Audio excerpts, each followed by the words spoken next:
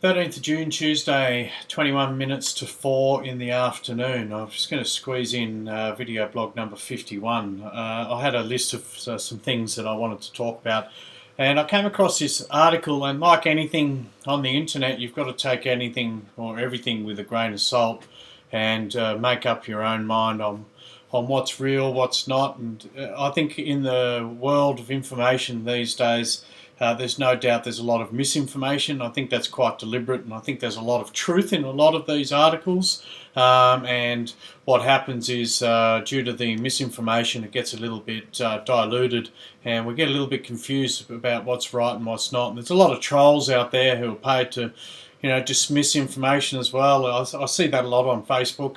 I don't see it as much on Steemit.com. I think there's a lot of real people on there, and trolls just don't survive there. But definitely on Facebook, you've got fake accounts and corporate entities dismissing information and trying to dilute people's attention in the comments. And there's a lot of horrible negativity and things like that. But I suppose that's another discussion.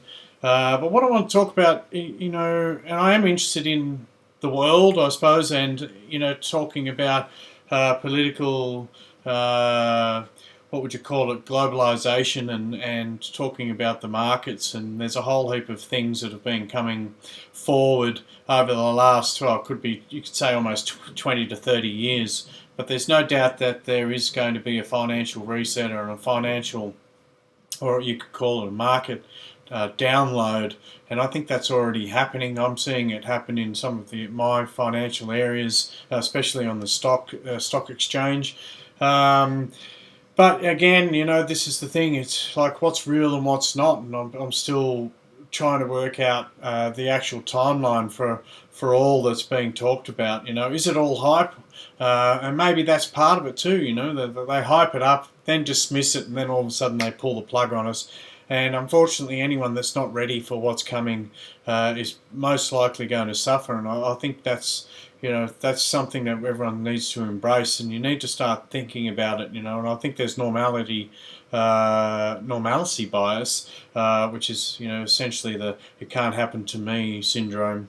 And it doesn't matter what part of the world you're in, whether you're in a first world country or a third world country or whatever those classifications or tags really mean. I think everyone's in their own circumstances. But what I wanted to do is read through this particular article. Now, I'm not saying King World News is famous for delivering real news or any of those type of things. I'm not going to sit here and tell you what to think of it. I'm just going to share with you the information in it, and then you can absorb that however you want. I think there's a lot of truth in this particular article. So what I'm going to do is just read through it. It's called Greyers. I think that's a surname. Egon von Greyers. The world is set to plunge into chaos over the next 6 months. And I think we've heard that a million times over the last 20 years, but maybe this is it. Maybe. So, I'll just start at the top. As we near the midway point of what promises to be a rowdy month of trading in June, today the man who has become legendary for his predictions on quantitative easing, historic moves in currencies, told King World News that the world is set to plunge into chaos over the next 6 months.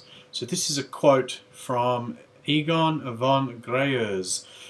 This past week we were again reminded of the global instability and disequilibrium in the UK. The Conservative Prime Minister Theresa May decided 8 weeks ago to call an election. This was done due to the Conservatives being 20 percentage points ahead of their Labour rivals in the opinion polls, which would have led to a strong backing for the Brexit negotiations as well as another 5 years in power.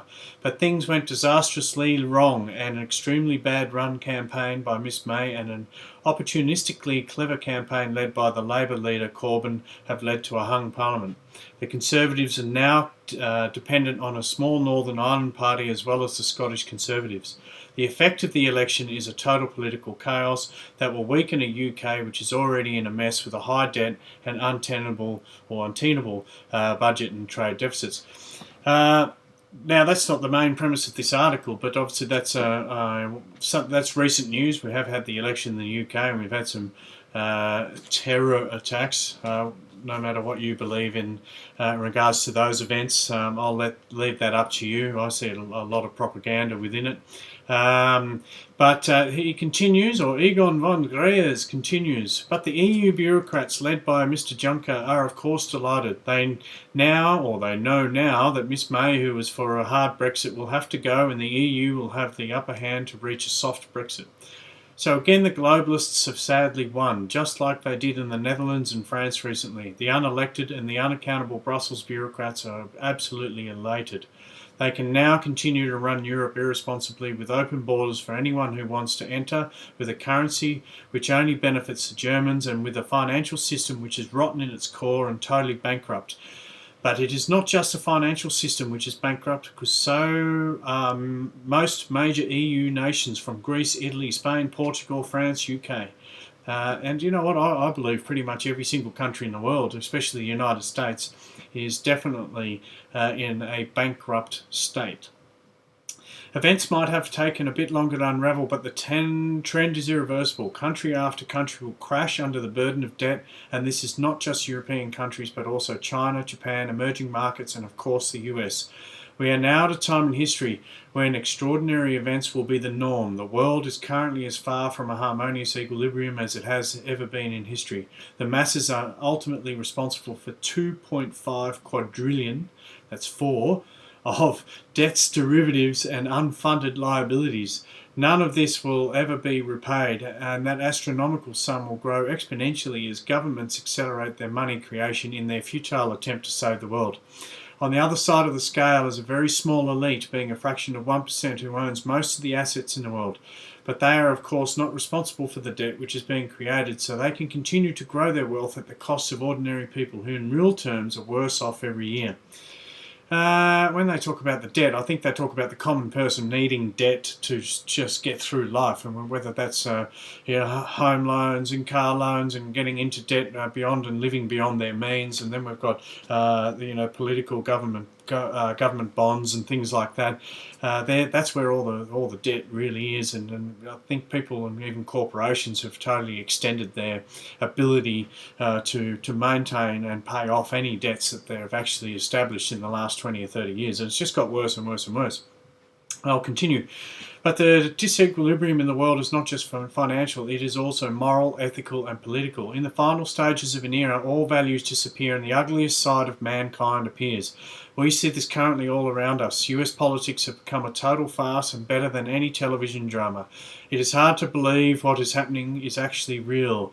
The problem is that what we are seeing is a stark reality that has serious consequences for the US as well as the rest of the world. It will not only lead to financial disaster, but also serious political and geopolitical disasters. Only afterwards will the historians know if the cyclical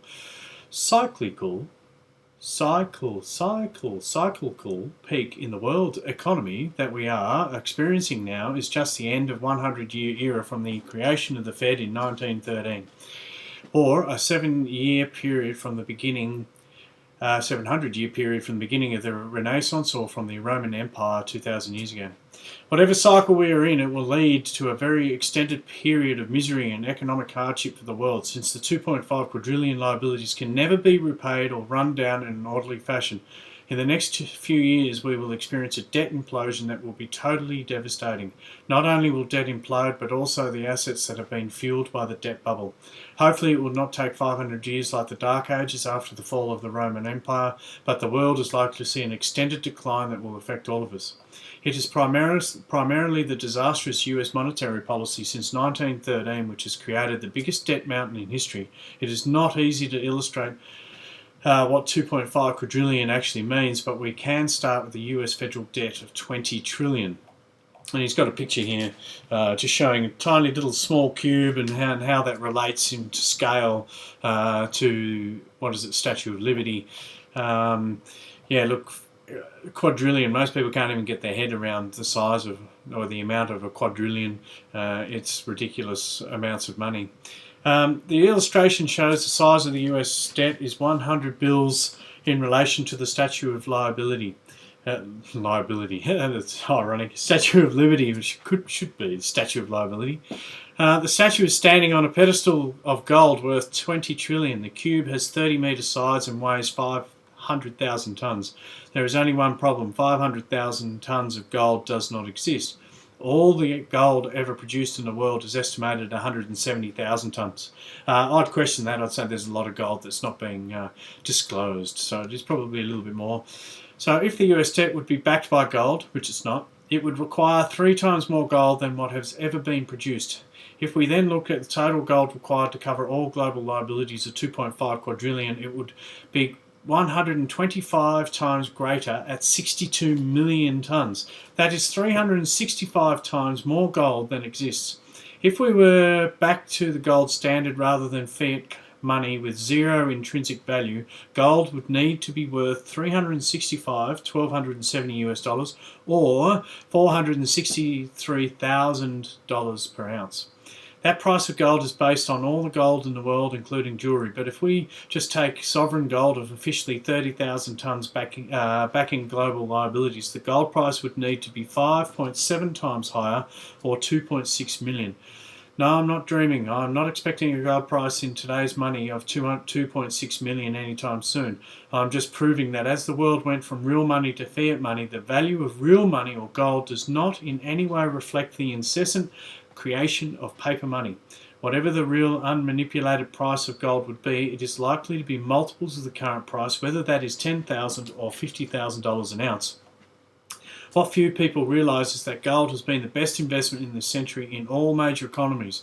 For example, gold in pounds is up 5.7 times since 2000, while the FTSE 100 is only up 8%. This is an outstanding return, and also the ultimate wealth preservation insurance. But it must obviously be physical gold stored outside the banking system. We went seriously into gold in 2002 for our UK investors at £200 per ounce against their current £1,000 per ounce. Since we were both concerned about the pound as well as the UK and global economy, we recommended up to 50% in gold at that time. But even at a much lower percentage, the investors have gone remarkably well. The unique advantage UK investors have is that they can buy sovereign gold coins which are exempt from capital gains tax. There is clearly no science to determine what percentage of investments assets should be in gold. My recommendation is that investors should buy enough gold to fall back on if there are major problems in the financial system. In my view, 10% into gold is an absolute minimum, but preferably it should be a lot more. Since our investors are strong believers in wealth preservation, majority hold at least 25%. For anyone who lives in hyperinflationary economy like Venezuela or Argentina, gold is an absolute lifesaver and thus a necessity for the ones who have surplus funds. But you don't need to be wealthy to own gold. For $40, anyone can buy a gram. Over time, that could become an important sum as gold prices rise and the crisis comes to light. 6 months of global shocks. The coming 6 months period, especially the autumn, is likely to contain a lot of shocks. The investment community is totally oblivious of the risks they are taking by having most of their money in assets that have reached stratospheric values, whether it is the stock market at 30 PE or property prices at bubble values worldwide or bonds at 0%. All these asset markets only have one way to go, and that is massively lower. Investors must not believe that they will be saved by central banks again. The world is past the point of being saved and must not suffer the consequences for the excesses of the last 100 years. If there was a Deus Machina, he needs to come down soon, but sadly I don't think that will happen. Thanks for listening to that slightly long article, but the reality is that we're not backed by gold. The markets are at an all-time high. The bubbles are huge. The derivative bubbles are huge. The debt bubble is huge. Anyone that's in investments knows that it's at the debts around the world are massive, at 2.5 quadrillion and more. Where does it end? It has to end at some stage. You can't just keep going and going and going and going. There's going to be someone's going to have to pull the plug, and I'm not sure what that's going to lead to, but I think it's going to definitely lead to a financial switch or a transition to maybe cryptocurrencies, a gold-backed cryptocurrency. There's talk about a gold-backed cryptocurrency buying a whole heap of gold on the 7th of July, I think, from Saudi Arabia or the Emirates, something like that. That's a bit of a scoop I picked up from my research, and just you never know what's going to happen. But I think at the end of the day, some of these websites are pushing and supporting gold and silver, and I get that. They probably have subscribers and they have links to silver and gold suppliers and those type of things. So some of it could be hype, some of it could be what do you call it, pre-programming for sales and profit. However, the stats don't lie and the figures don't lie, and I definitely believe that something's going to happen. Whether it's going to be in the next 6 months, I'm not too sure. But the world is definitely going to go through a transition stage, and a lot of people are going to suffer when that happens. When silver and gold hit the roof, and we see a lot of economies break down and a lot of people go bankrupt, and there's a bit of chaos and a lot of panic and emotion. That's going to exponential, and it's going to be a scary period of time. Unfortunately, I think some countries will be immune, not necessarily immune, but they'll do better than others, whereas some countries will just fall apart. And I can see the United States being one of those. Just for 350 million people of all different backgrounds, I can see that not going very well, especially when money's involved. But yeah, let me know what you think about this in regards to that. What do you think about crypto, gold-backed cryptocurrency, and do you see the financial markets collapsing in 2017? Is it never going to happen? Are they going to do a reset? What do people think? Let me know in the comments below. Let's have a conversation about it. And yeah, thanks for listening, and yeah, tune into my next video. Thanks, guys.